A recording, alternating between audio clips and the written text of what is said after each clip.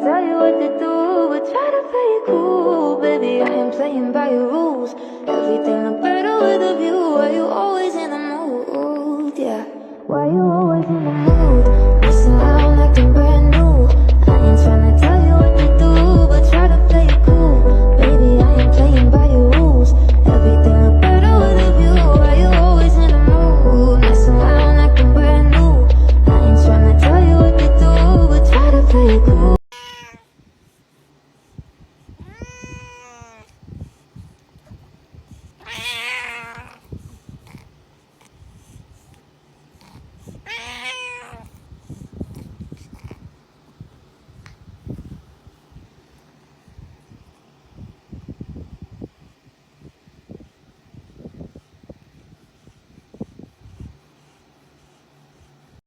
Rơi đêm thôi muộn phiền những đêm chơi vơi, đơn đau mang một đời có ai thấu hiểu, chỉ mong khi gặp lại đã quên được người, nói với anh là xin lỗi em sai rồi.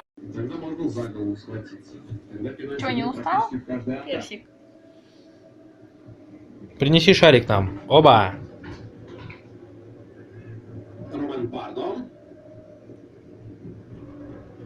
Ой, красавчик несет. Еще раз принеси. Персик. Ты что, собачка, что ли? Давай, принеси нам шарик. Кидай его. Кидай шарик. Кидай, кидай. Оба. У меня кот-собака. Молодец, Персик. Давай еще разочек. И попыхтишь потом. Неси обратно его. Молодец, Персик. И теперь можешь как собачка подышать. Давай, давай. Молодец, дыши, дыши.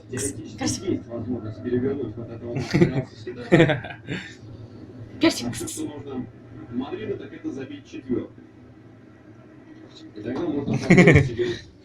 Опять убежал. Потерял? Нашел. Молодец, Персик.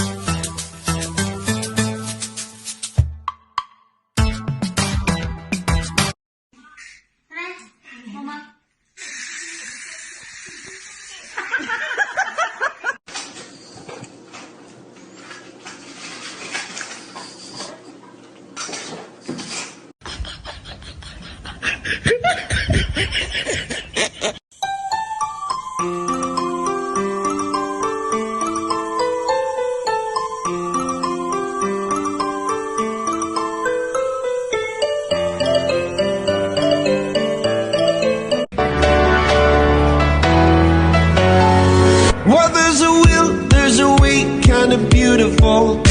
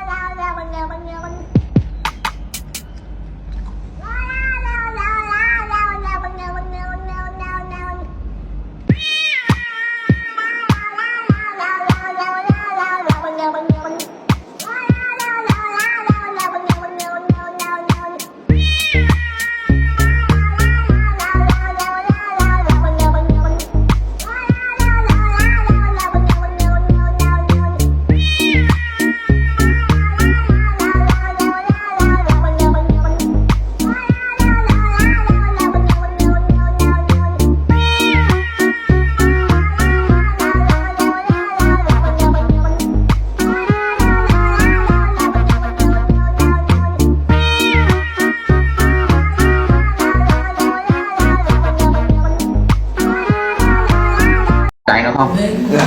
Bên này còn giữ ở cái má đặt ở cái mặt bên này nó, hai bên này còn giữ ở cái má cổ cái cổ đây phải hai tay để dí hai má để giữ không? Là chắc không? Kể cả nó ngoáy có hai này đỡ rồi. Mang cái con đập này là phải mông vào đây đúng không? Đặt nó vào cái chậu tắm đúng không? Đấy là cả cái mông nó đặt ở đây, cái người nó đây, cái chậu nó dài cơ, chứ không phải là cái tay thì có vật đỡ không? Vẫn đang đỡ nhai đúng không? Bây giờ thả hồ này, vừa lách này, cái này tắm này không? Đến cổ này, mặt mũi tí mình thì rửa nó sau. Rửa đây, cái chân tay nó vẫn đạp thoải mái, nó tha hồ nó đạp vào cái chậu đấy. Không có rửa bên này, rửa bên kia, luồn dưới này, để cũng giữ ổn định cái đầu nó, đúng không? Thế vào xong xuôi toàn bộ phần dưới rồi, đưa tay xuống mông nó, xong rồi mới để xuống này. Có cái khăn lót sẵn đây, đặt lên. Đặt lên xong rồi gội đầu này, đấy, mình rửa mặt nó này, đúng không? Đấy, xong rồi mình gội đầu nó. Ở đâu xong có dội dây xuống phải vuốt sạch sẽ nó thế thôi, rất đơn giản của đứa trẻ con. Cả lau đây cầm rất chắc chắn đặt vào đây đúng không? Thì cũng như Quang nó nói khi xong rồi để cái khăn nó khô ở đây rồi nó xuống này, nó xuống mông này, đặt vào đây đúng không? Thì bắt đầu mình gấp này vào, gấp bên này vào, đẩy vào cho nó phải lạnh đã. Cái khăn đang rộng này đúng không? Còn bỏ đây gấp này vào đủ cho nó đã, mặc kệ nó chưa cần nào vội, mình quay ra con vội đầu để cái chân để xuống đây dưới là cái chậu đúng không? Để dưới đây này, xoa đâu rồi, xoa bên này dưới khe tay của nó, đừng xoa tay nó, dưới khe tay nó lại gáy nó này, bỏ bên tay ra bên đỡ bên này, gãy bên này đúng không? Xong rồi sang bên này còn té nước lên này, đấy, hết ra bên này nội tắm khéo lắm cái tay nó này đúng không? Gáy nó này, múc bên này, đây là chán xoa chán, múc tiếp lên lại xoa lên rửa nó tí tóc, xong xuôi đầu lấy khăn lau đầu với khô hết rồi xong rồi rửa mặt, xong quay lau người thì đặt vào cái đã đây sẵn rồi, đặt vào đây cái tạc mình giải sẵn rồi, đặt cái gói vào nó nằm rồi chơi với lúc thế là ok sao?